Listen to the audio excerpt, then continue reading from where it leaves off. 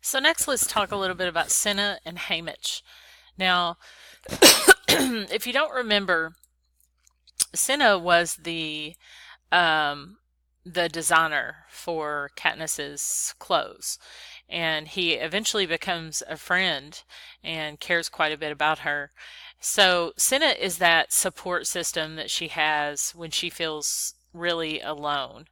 That I think that was an important part of her character to have that somebody there, because remember she felt like PETA wasn't supportive, so it wasn't just she felt like she had no support the way that they portrayed her. So Cinna was that friend, and really would have sponsored her and helped her if he was allowed to, and he said as much. Now, Haymitch is portrayed pretty interesting. He is sort of a father figure, but he's that drunken father figure who's supposed to protect and doesn't at first. So his character really developed a lot throughout this film, and in the second, if you go on to other books, he really isn't the main character. And here he's one of the most important and impactful ones because he's the one that supports the Star-Crossed Lovers. He's the one that goes out and seeks out sponsors to help PETA and Katniss. He ends up being a very close ally, and eventually somewhat of a friend. So of course he's an alcoholic in the beginning. He's probably suffering, if you really look at this, from the mental health issues that one might have if you had to actually go be in the Hunger Games and kill everybody else and you're the only survivor. So he's sort of that embodiment of, and he even says nobody wins. So that really represents his character. Nobody wins. So he's feeling defeated because he was a victor, in case you missed that, and that's how he became a mentor. So when you become a mentor, you're the one that supports the other tributes in that district. So they were assigned to District 12, and so he is a very important person in terms of relationships with the main characters. And Senna is too.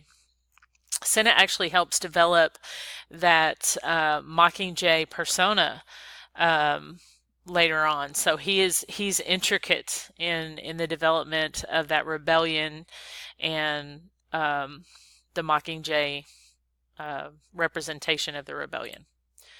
Now these are pictures of Rue. She is so cute. Of course, we all know that Rue dies, and she is sort of that final. It seems like she's that pivotal moment where Katniss, for lack of a better word, is on the warpath. So she decides this is this has got to change, kind of thing, and she's just devastated by her death. And so the fact that Katniss also formed a friendship, and when you look at the beginning, you saw that starting to happen when she was in training. So this really tells a little bit about Katniss, and I'm sure that Rue is sort of that representation of her sister, Prim, who would have been in the Hunger Games had she been there, and she would have been vulnerable. And so Katniss really takes on that mother role yet again during the games, and takes care of Rue. And I doubt very seriously, based on what she does for her during the movie, that she would have killed her. So she did not. That was her alliance and her friend, and that also becomes very important to her as the story moves along.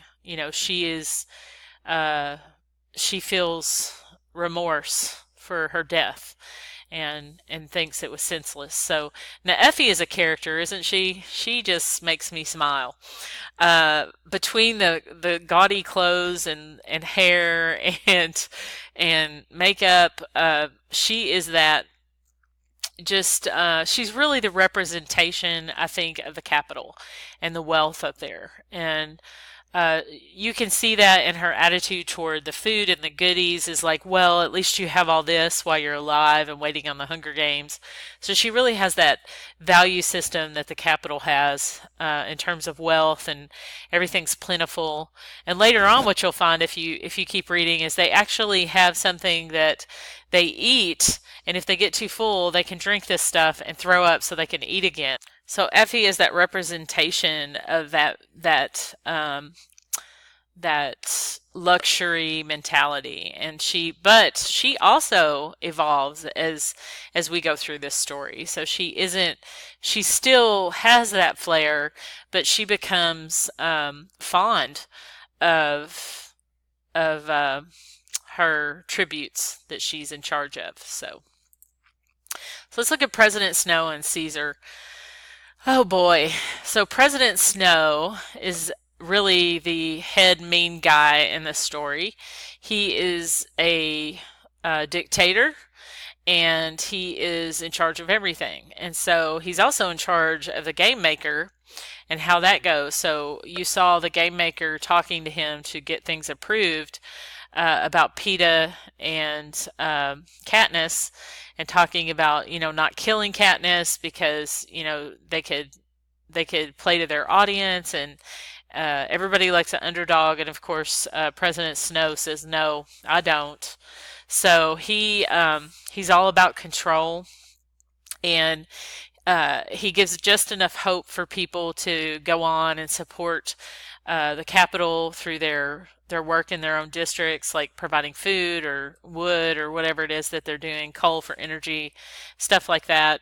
But he also sees a threat in Katniss. So he sees that she's causing some problems, and she eventually becomes pretty much his nemesis.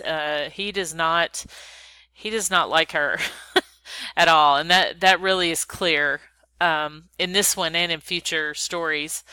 Caesar is a character too. He also is one of those representations of the capital mentality, and so he's all about the excitement and the show and how wonderful this is that these people are entertaining us, and he just has this jovial way about him, and doesn't really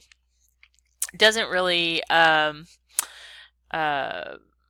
doesn't really go into the negative side of anything, and he's really playing to his audience. So he truly is a showman in that way.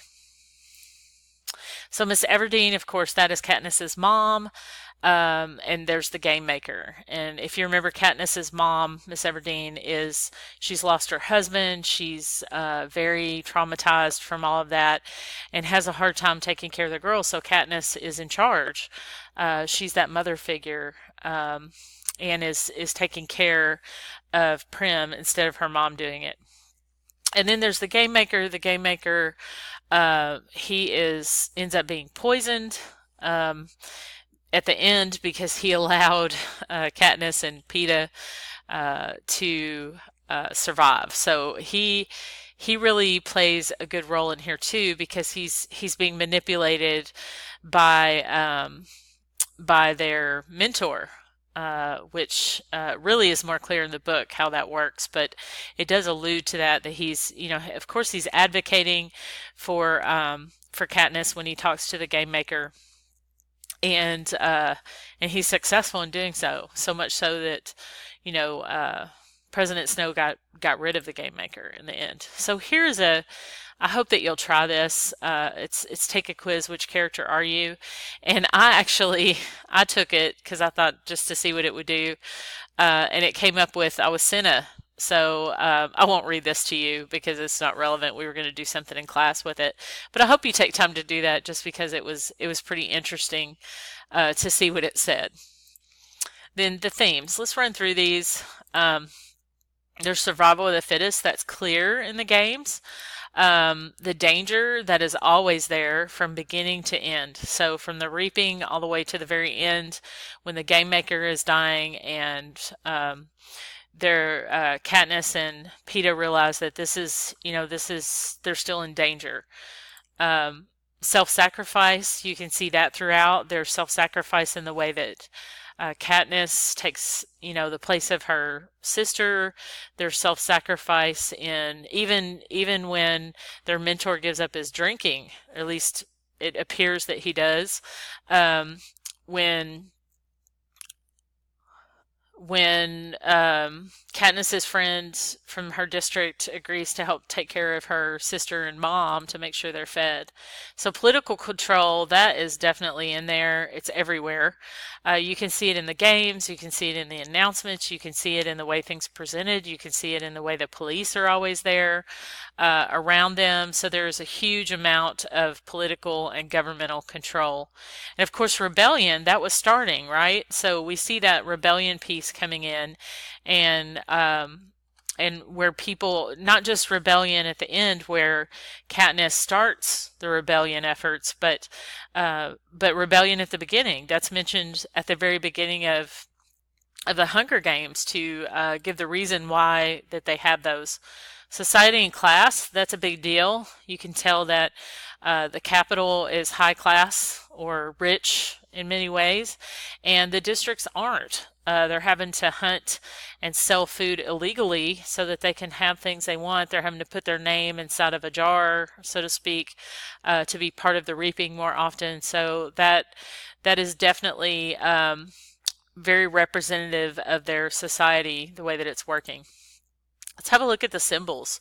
So we've got the bread, and I think, there are many ways you could look at this, but I think hope and friendship. So when Peeta went out and gave the bread to Katniss, he was giving her hope for another day of survival and sort of giving uh, that that spark of friendship that would come on later. And of course, life. Bread is the life. That could very well represent that. So the Mockingjay, that was rebellion. I think we've talked about that anyway in class. The silent salute. Now that's interesting. It's respect and it says goodbye. So that is the way that they were saying respect and goodbye. And later on, it becomes a symbol of, partially at least, the rebellion. So the woods, I think that was a representation of hope. They talked about going and starting a new life. Definitely survival, because she would find food there for her and her family, and perhaps a certain level of freedom. She crosses that line where they're limited to a certain area of their own district. Rue's flowers. This was an interesting one.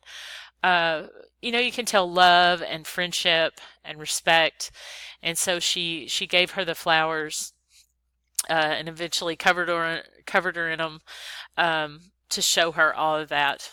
She gave her a burial, which most of the people who die in the games are picked up by the I can't think of what it's called right now, but the machine that comes and picks them up, sort of like an air carrier. So the poisonous berries, that shows up a couple times. We see it not just here in Katniss's hand at the end where they're going to sacrifice themselves, but also in the bowl that the game maker sees inside of his inside of the room that they lock him in. So, and it represents rebellion, where they're going to eat them to rebel against the capital. There won't be a winner here. And betrayal. So Snow felt that the game maker had betrayed him and acted accordingly.